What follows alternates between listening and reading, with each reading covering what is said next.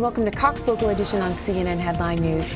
I'm Catherine Falk with Cox Communications. Thank you so much for joining us today. In another one of our Policymaker series, we have Senator George Barker. Thanks for being here. Thank you very much for having me here today. Tell our viewers about your district.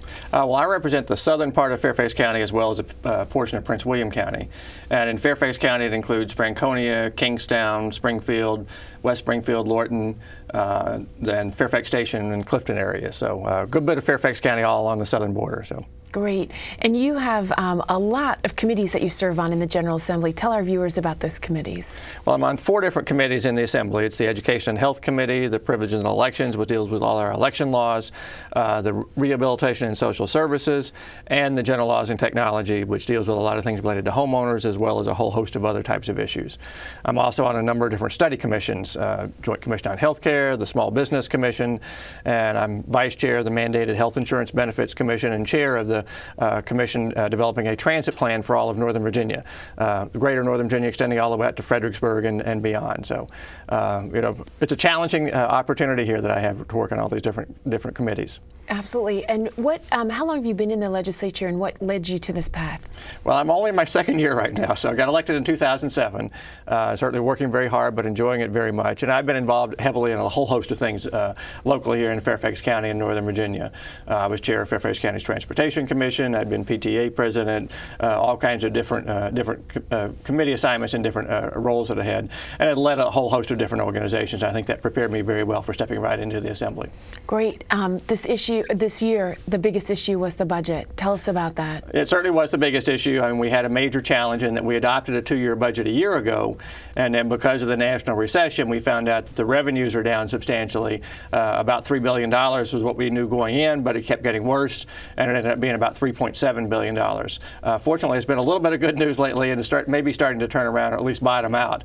So hopefully we're getting past the worst of it. But what it did was it challenged us to really make judicious cuts in programs, and we had to do a massive amount of cuts. But we did it, I thought, very carefully. And I was very pleased to be part of the Senate, where the Senate took lead. We waited until we had all the budget numbers, our revenue estimates revised.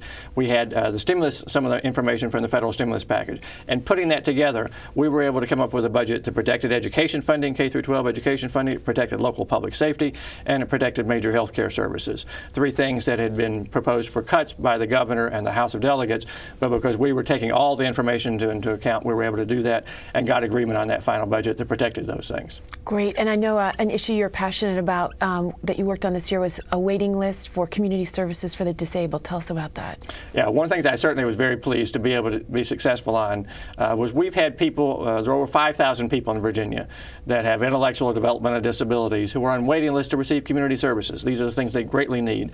In many instances, they have aging parents who are unable to continue to care for them the way they have in the past. But they're often on these waiting lists for years.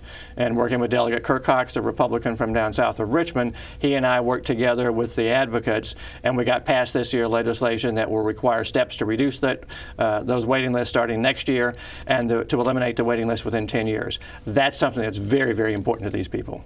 That's great. And I know that you've been so involved in transportation issues. You mentioned that you chair a commission that deals with transportation. Yes. If our viewers want to get in touch with you to talk about transportation issues and how they can get more involved in the transportation community, how should they get in touch with you? Well, they can get in touch with me in a couple of different ways. The phone number is 703-303-1426 for my office, and our email is senatorbarker@gmail.com. Great. So they can get in touch with us, and we certainly welcome all suggestions and help on the transportation issue as well as other issues. Great. Thanks, Senator Barker. And thank you for joining us on Cox Local Edition on CNN Headline News. Have a great day.